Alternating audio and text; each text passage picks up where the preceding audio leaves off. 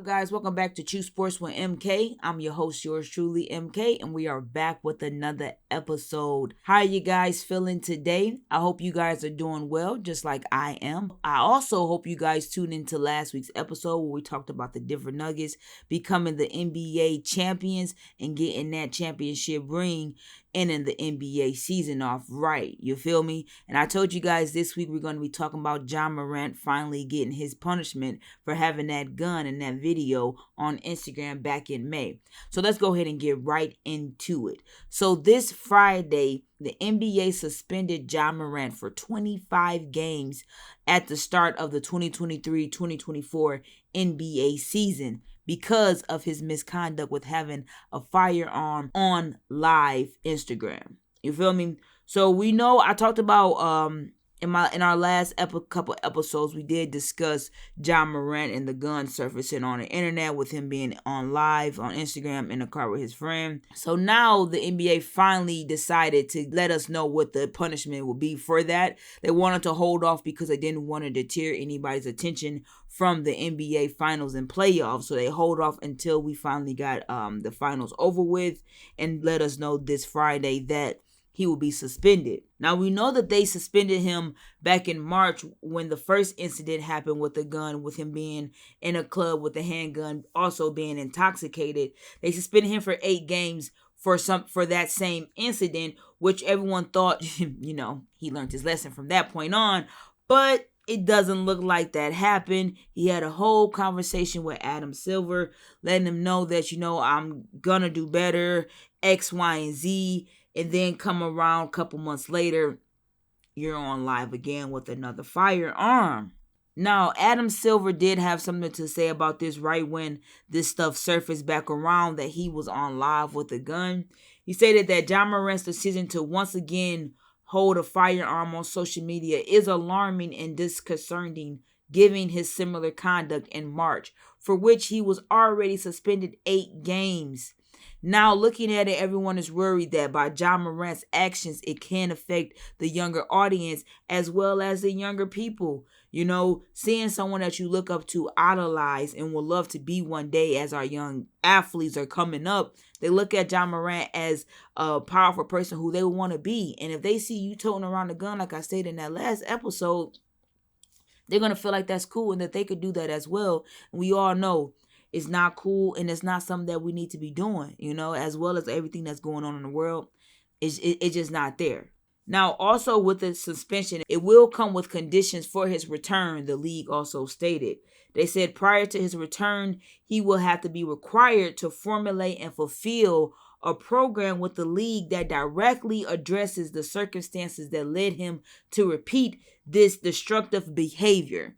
In my opinion, what is that for? Like, he's a grown man, he did something and that's that. But making him do extra requirements just to play is ridiculous.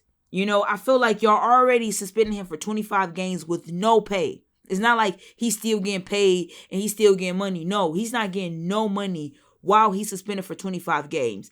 Then you want him to come and do extra requirements to play again?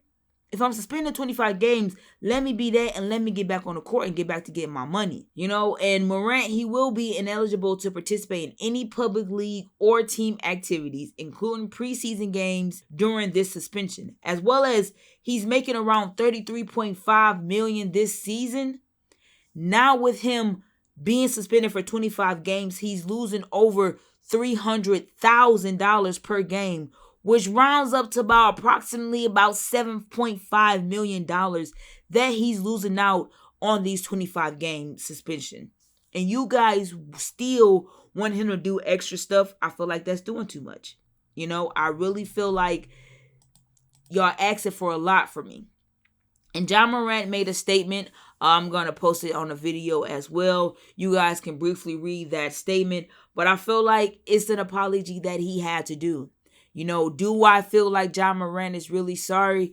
I don't. Because if he was sorry, he would never did it the second time and have to apologize again for his actions. He would have learned from them actions the first time and would know not to tote his gun on live.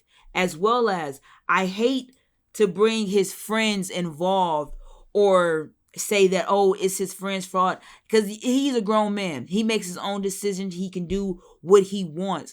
But as a friend who is Ja Morant's best friend and someone who grew up with him and know, like, hey, bro, the first time, you messed up, bada bing, bada bow, we ain't gonna get you into that no more because I don't want you to mess up your bag.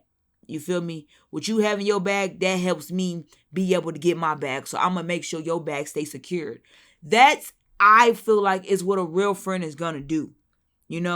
But him toting his phone out, knowing the song, knowing how last time ended, I would have just put my phone down and ended it. Or just do a regular video and just have it in your phone. Like, you on live already. I know it's not a lot of people. But still, just have that conscience. Like, I know what happened. He's a superstar. He not that same kid when we was in high school and college having fun. He not that kid no more. I know he's still only 23, but he not a kid. He a grown man in the big leagues. So you have to be a friend and be like, all right, bro, we not kids no more. I'm gonna turn this off, bro, and we could jam out like that. That's what I feel like my friends would do if I was in that position. Anybody, everybody not the same, but I just feel like that's what a friend would do. And I'm not saying, oh, it's his friend's fault. I put full accountability on Ja Morant for his actions, for him being in this predicament that he is in right now. I honestly feel like the way the NBA is going about their rules and the regulations of how they went about the suspension and giving 25 games suspension, they look at what was the my man's name who was on the team. If you look at Miles Bridges, they suspended him for 30 games for his incident and everything that he did with that felony for the domestic violence. And I feel like, looking at the way that they gave Ja Morant, they look at it as far as it was a safety issue.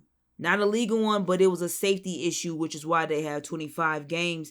But that's still close to Miles Bridges, who had a whole felony charge. No one was shot. No one was harmed. So in my viewpoint, I feel like at the most 15 games. 25, that's excessive. That's too close to Miles Bridges' felony charges that y'all suspended him for 30 games. I don't feel like the two are matched up, because even with the safety issue, no one was harmed. If someone was harmed and injured, okay. But hey, I'm not the commissioner. That's Adam Silver in the NBA, but I just felt like that was too close for y'all to say, oh, that's why we gave him 25, because it was the safety issue and not a felony. It's those games that's being missed are too close for y'all to have those similar like that. So I feel like that was a little bit too much in my viewpoint. Now, the National Basketball Players Association, they put their perspective out there, and I shall say they are not pleased with that. They feel like to discipline him this way, as far as keeping him off the court until December, as well as the requirements that are unstated conditions to be met before he can return, they believe it's excessive as well as inappropriate for a number of reasons. One of those is including the fact that it's particular incident and that it's not fair and consistent with the past discipline in our league. So as you can see, they are not pleased with this. They feel like, as I even stated, this is too much and it's excessive. Like, why does he have to do extra requirements on top of being suspended for 25 games, which is extreme, because he was just suspended 8 games for being intoxicated as well as having a gun. Now this time, he's just in a car with a gun, and now you push it to 25? You go from 8 to 25 when the first discipline was worse than what it is now. At least he was not drunk. He wasn't driving a car with a gun. He wasn't pointed at anybody. Why that many games? I don't understand it. Help me understand it, guys, because I'm a little confused on it. Let me know y'all viewpoints. Do you guys feel like 25 games is excessive, or do you feel like it's doable because this is the second time, it's a second offense? Y'all let me know y'all viewpoints, because I feel like it's excessive.